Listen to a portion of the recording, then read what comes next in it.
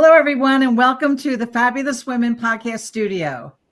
My name is Kim Allen. I am your host, and this is where women and others, where they meet so that they have access to listening to wonderfully amazing, fabulous women in their field, many different fields.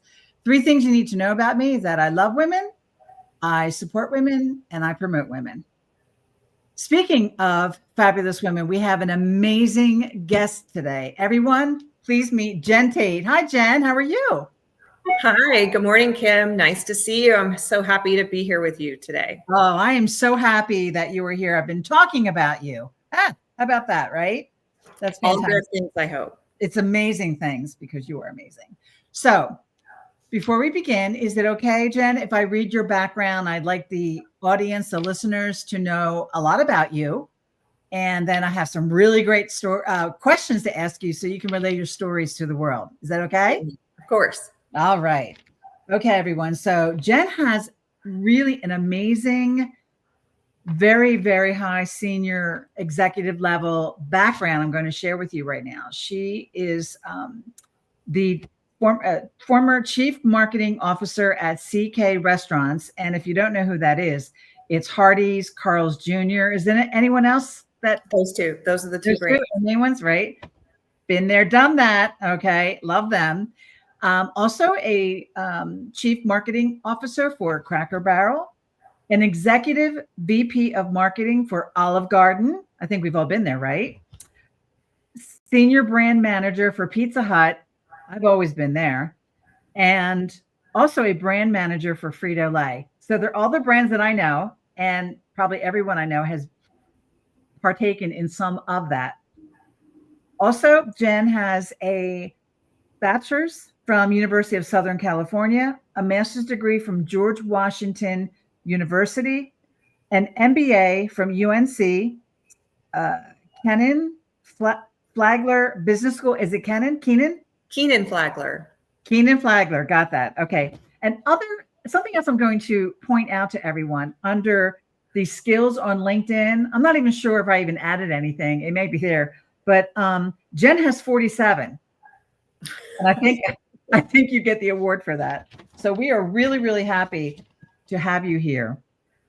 Today's episode is called Quiet Quitting versus Passionate Staying, a philosophy for great leadership. I can't wait for you all to know what Jen is going to say. We're going to focus on the idea of empathy as the key to unlocking loyalty, discretionary effort, and performance. And I'm actually just going to give you a statistic up front, which ironically, I just looked this up before we went live to make sure that it's current. It not only is current, it's the exact same statistic that I used when I published my book last year called Reengage. This is from Gallup. I love Gallup.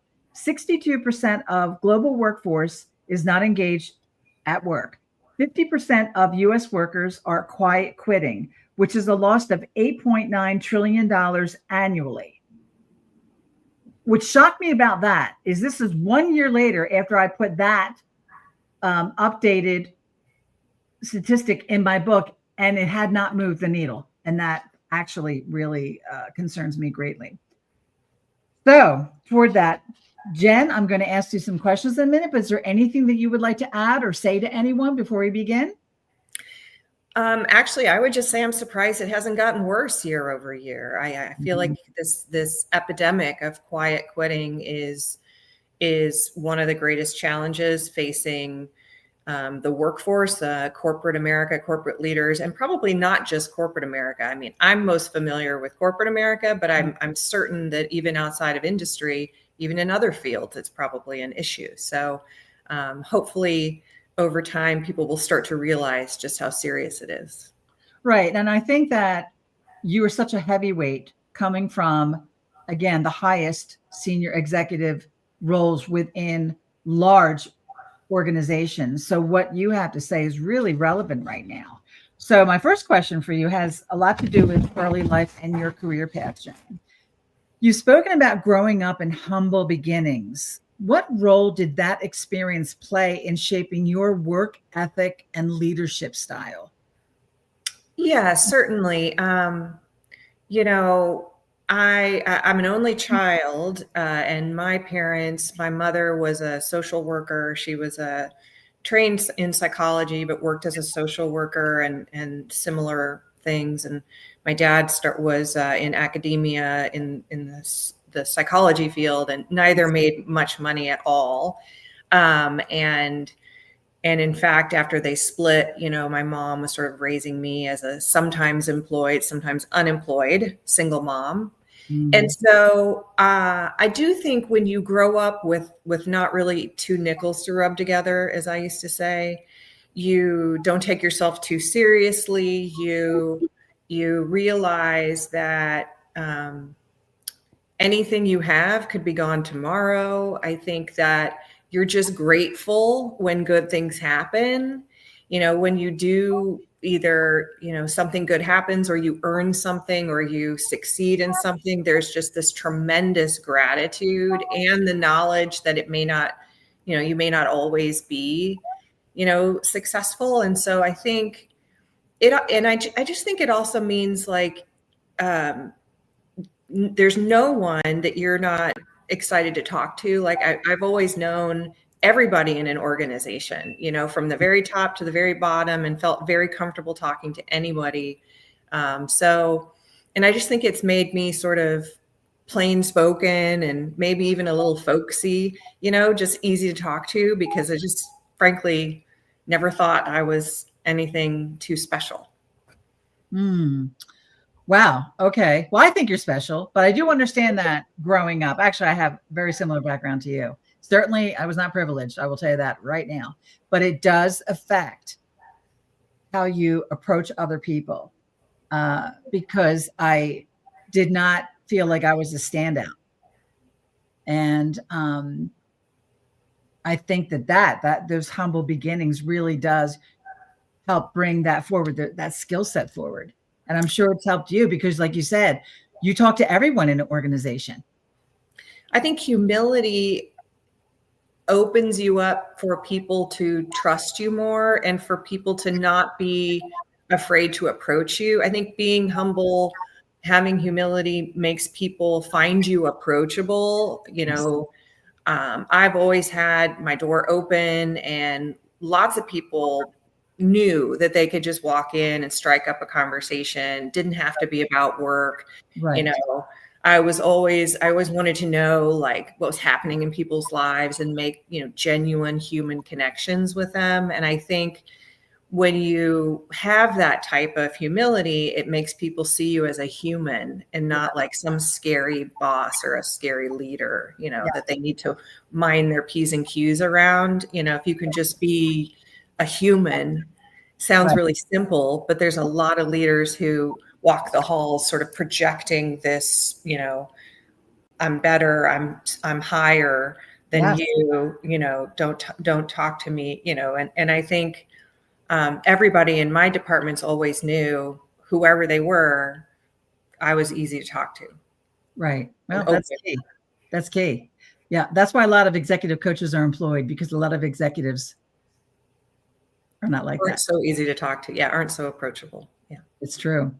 Okay. So then my next question is, what drew you to the restaurant industry, and how did you navigate your way to the C-suite at major companies like Cracker Barrel and Darden? Yeah. The restaurant industry, I got into marketing because I think it's all about empathy, and putting yourself in marketing. In the case of marketing, it's about putting yourself in the shoes of the consumer, right, the customer. And that always appealed to me. I think that came natural to me, being able to see other people's points of view, being a good listener. And so I got into marketing because of that. And then the restaurant industry is unique because there's not a lot of industries or categories where you can actually see your consumers experiencing your good or your service, right? Most of the time you ship something off and they buy it somewhere and they take it home and they experience it. But in the restaurant field, if you want to, every day you can go out into your restaurants and watch the impact that your your good, your service is having on them, because it's not just the food, it's the experience, right? And so to be able to watch friends and families gathering and enjoying the atmosphere and the service and the food, I always loved that, because you can see it firsthand. I mean, you don't even have to pay for consumer insights in some cases. I mean, obviously you do, but because you can watch it. And that always appealed to me, just seeing all the, I mean, it's just like a room full of human connections that you can sit and observe and take in for free if you want to. Yeah. What a great perspective. Yeah. And in terms of navigating to the C-suite at companies, like becoming the head of marketing at Olive Garden or CKE, that wasn't a path that I started out thinking that I wanted. It was never something I would have thought of. If you had told me when I graduated from business school that one day I could be a chief marketing officer, I would have said, Kim, that's silly. Because A, I didn't want it. I didn't think I wanted it. And B, I didn't think that would be even an option for me. Right. I didn't think I wanted it because I knew I wanted to have a family, and I thought there would be too many sacrifices that I would have to make, and that I wouldn't be able to have both. And so I think at an early part of my career, I just thought, that's probably not for me. Right. But what happens is you get into these roles and you love what you're doing, and you work with your teams and you drive some success, and then the next role, the next level up comes to you. Right. And then you get into that and you love that even more. And maybe you have a bigger team that you can impact, and bigger things you're having, you're putting your stamp on, and right. More success. And then the next role, the next level comes, and then you realize, I can do this. Right. When you have your family, and you find ways to balance, and you find ways to make it work. And for me, that was just always about having very clear priorities and setting boundaries and sticking to my boundaries 100% of the time, not 50% or 70%. Right. And so, when you know what's really important to you and you set boundaries, it's actually not that hard. And so making it all the way to the CMO level, although not something I thought would happen, when I did get there, it actually never felt like I was having to make a sacrifice, because I really did love what I was doing. I loved leading great teams. And I enjoyed it. It was energizing to me. It's very hard, but it was energizing. And I was surprised. No one was more surprised than me when the first time it happened. Right. That's fantastic. I love how, I just think you have such a great attitude. That's always half the ball game. All right. So moving on to leadership and culture, you referred to quiet quitting versus discretionary effort, that your teams didn't just stay, they thrived. That's well said.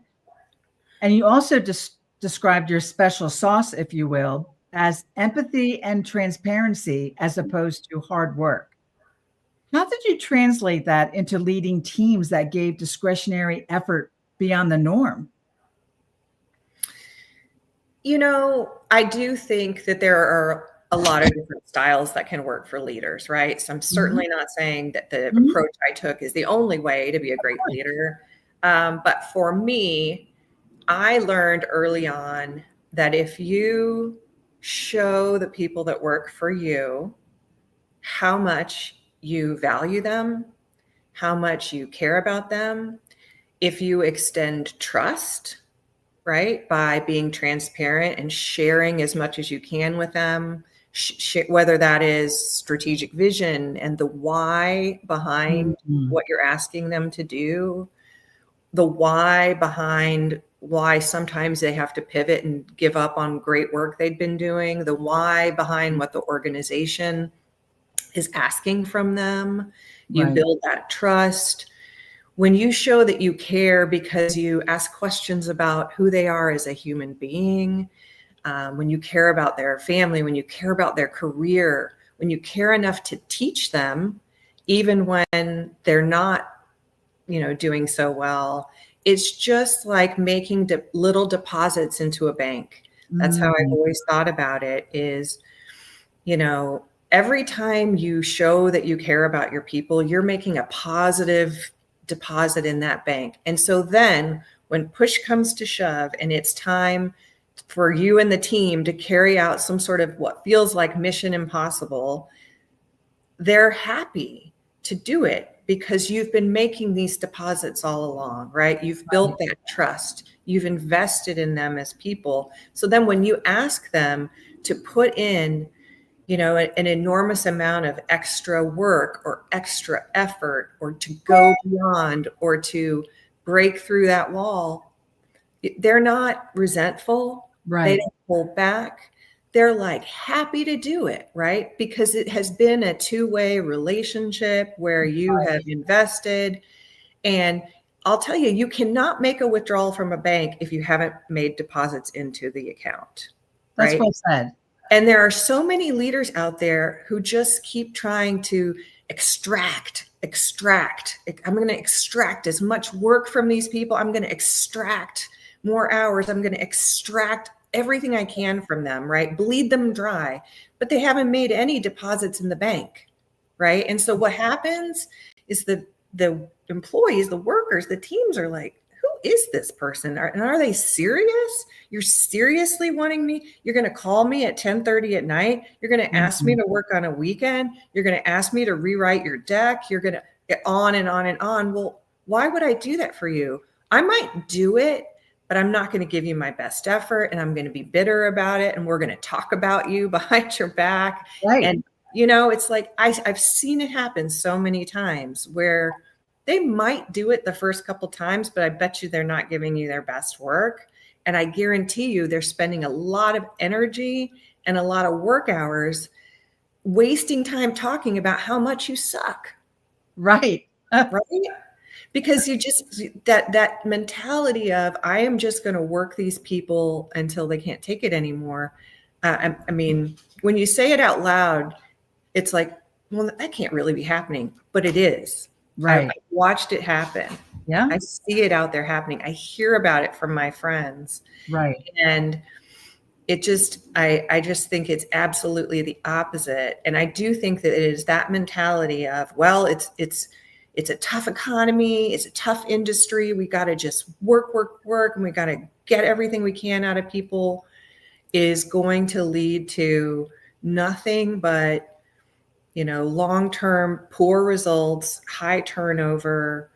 And it's certainly not going to ever get you great discretionary effort from your people.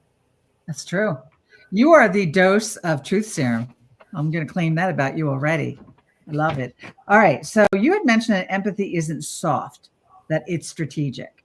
How do you teach leaders, or how could you teach leaders who grew up in tough corporate cultures to see empathy as a driver of results rather than weakness? I mean, I obviously can speak mostly about my own field, right? Yeah. Marketing. Mhm.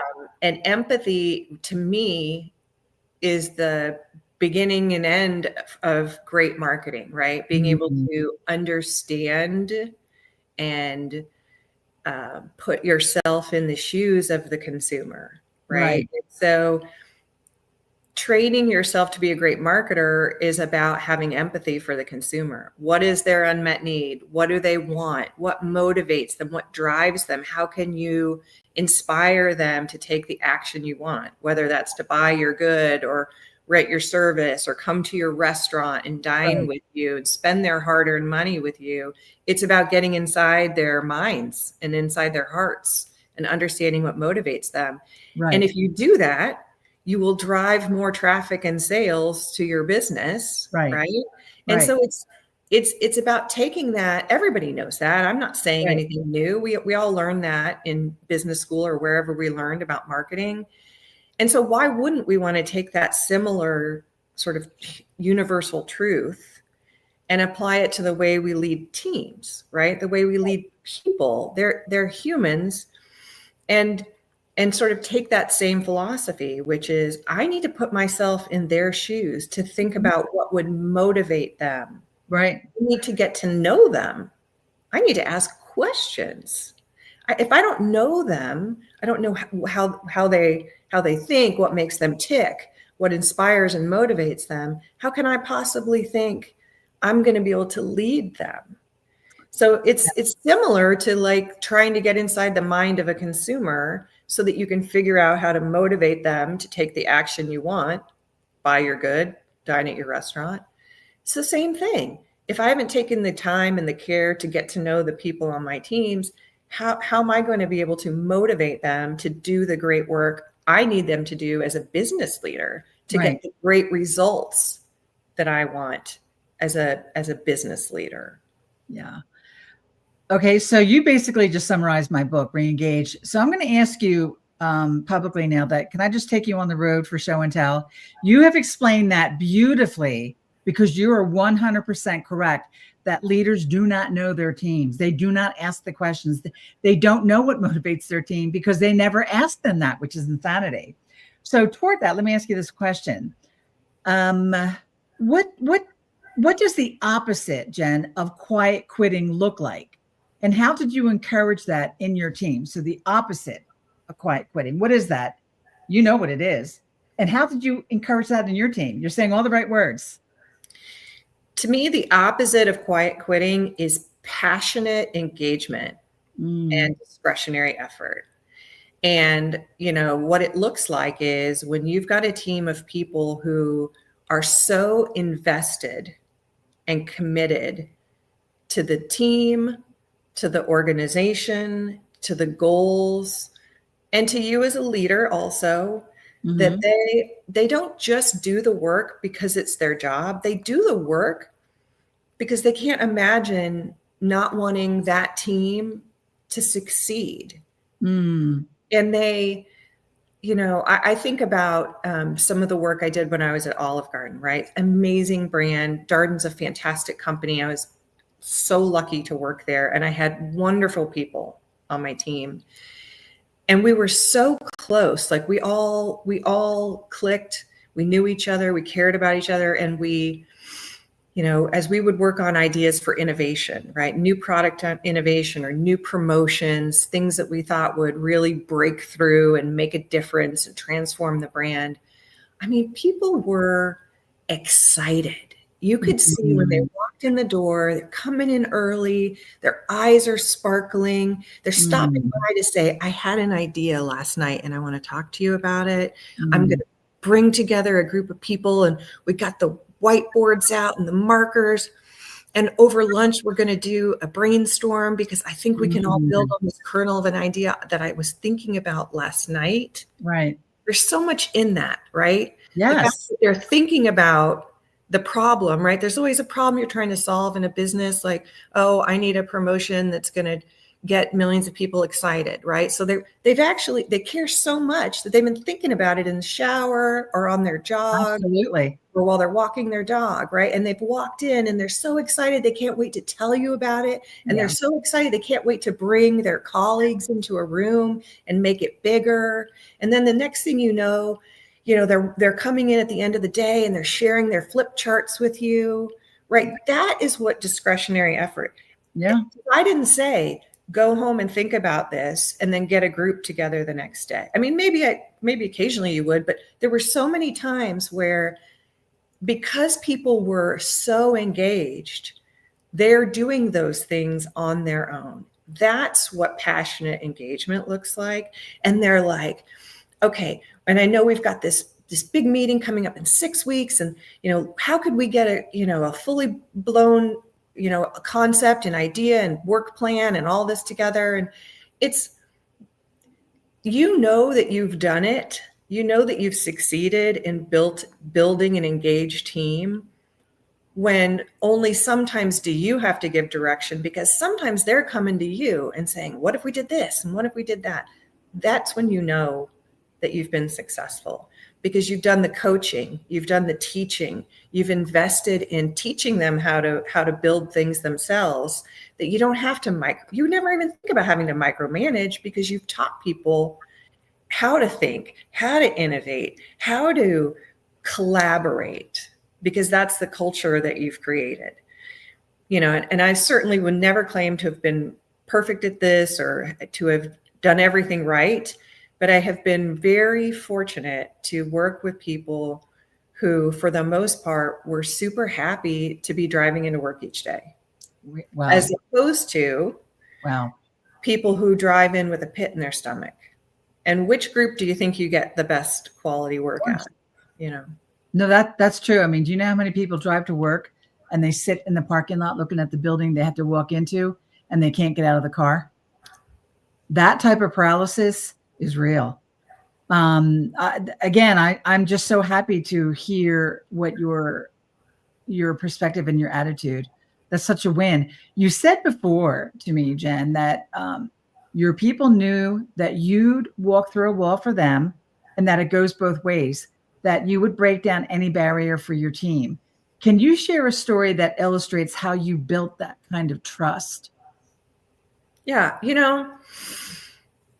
I don't think it is huge gestures. I don't think it's like some huge earth-shaking thing that you do. Right. I think it's actually about dozens and dozens and hundreds of micro trust building moves. Mm-hmm. Whether that is fighting for promotions for the people on your team who really deserve them, even though budgets are tight and maybe you've been told we're going to freeze promotions for a while, but you fight for it anyway because you just know they've earned it. Right. Maybe it's about making sure that if there's any sort of recognition awards in the organization, that you take the time to write a 5-paragraph, very convincing application to make sure your team wins the recognition. Maybe it's about making sure that somebody who you just see so much talent in gets a stretch assignment or a rotation, that even if that means they leave your team and move somewhere else in the organization, you fight for them to get that because you know it's what's right for them. Because Right. guess what? Everybody else in the organization sees that you did that for that person. Of course. Maybe it is about finding ways to be transparent with people and share the whys behind what's happening, right? In a big corporation, I've worked in, I think every corporation I've worked with has been, billion plus, sometimes 4 billion plus brands, big companies, and more junior people can feel lost. Like, why are we doing this? I thought we were going this way, and now we're going this way. And a lot of leaders would just say, yeah, now we're going this way. We got to move. But if you stop and you say, I'm going to take the time and invest the time to say why. Right. Let me explain to you why we're changing this strategy, or let me explain to you why we need to stop doing this and now we need to go this way. So to me, it's about all those things, right, that build trust in people. It's like the opposite of a microaggression. It's like a micro positive impact. And if you can make sure you're doing that, because again, you're never going to be perfect. You're going to make mistakes. I made mistakes. There were, times that I wish I would have been better. But if you're thinking about how can I continue to make those little deposits, put that little coin in the bank by being transparent, fighting for your people, sharing information, explaining the why, it makes people go, oh, wow, she does care. She cares enough to like bring the group together and explain what's happening. Right. And I do think it is about those little deposits that you make. Try to do it every day, right? You stop somebody in the hall and you say, hey, I just heard your great news. Let's talk about that. Right. Whatever it is. Right. So I have 2 more questions. You've mentored many women throughout your career, Jen. What advice do you give to those aspiring to leadership roles? Yeah, I do think setting boundaries is important, right? And whether that is setting boundaries to protect your health, whether it's your physical health or your mental health, I think that's really important. That's something I always did. Taking time to exercise was important to me. taking time to get my head on straight before I came into the office, taking time to get enough sleep, taking time to really still have connections with my family and my friends. I see so many women who just are burning the candle at both ends, and they think they're doing it to further their career, but it makes them frazzled and stressed and short fused and less creative and less able to solve problems with, nimbleness and agility. And so I do think setting some boundaries to protect your spirit and your creativity and your wellness makes you a better leader, makes you a better problem solver, makes you a better strategist. And so I often counsel high performing women who are so bright, like, you don't have to do everything. You don't have to work the most hours, but you do have to protect your well-being, because you won't be, doing the best work for your business or your brand or your people if you're kind of strung out and exhausted and on edge all the time. So well said. Your answers are just so well said, Jen. So actually, I think you just answered the one question I was thinking about asking you, which you did. But this final question I have, that when you're looking back, Jen, what are you most proud of in terms of the culture that you built and the people that you developed? What are you most proud of? Now, I've taken a step away from corporate America for a little while to think about what comes next for me. And when I look back and I think about what I'm the most proud of, I think it is that so many people reach out to me still today and say, you were the best boss I ever had. I mean, and that makes my heart just grow 3 sizes. And they would say, I learned so much while I worked from you. I learned not just about marketing, but like about thinking or about strategy or about leadership. That just feels like winning the lottery to have people say that. To have people say, I would work for you again in a heartbeat. I would do anything if I could get on one of your teams again. That is the thing I'm absolutely the most proud of. Wow. I'm so mesmerized by your answers, because I know you a little bit enough to know that everything is heartfelt. And I don't have any more questions, but I would have an ask that whatever your next role is, I want you to hire me, because I want to experience like this. I want to experience everything that you're talking about. Oh my gosh, it's so exciting. Jen Tate, I am so happy that you were a guest on the Fabulous Women podcast studio. Thank you so much for joining us. No, thank you. This has been such a fun thing to talk about, because I'm really passionate about it. And I think it's so important, so that I don't want any more people to have to drive to work with a pit in their stomach. Absolutely. So enough is enough. Enough is enough. Okay, everyone, watch for Jen Tate, right? I think there's gonna be big things ahead for you. So once again, I wanted to thank you for being here.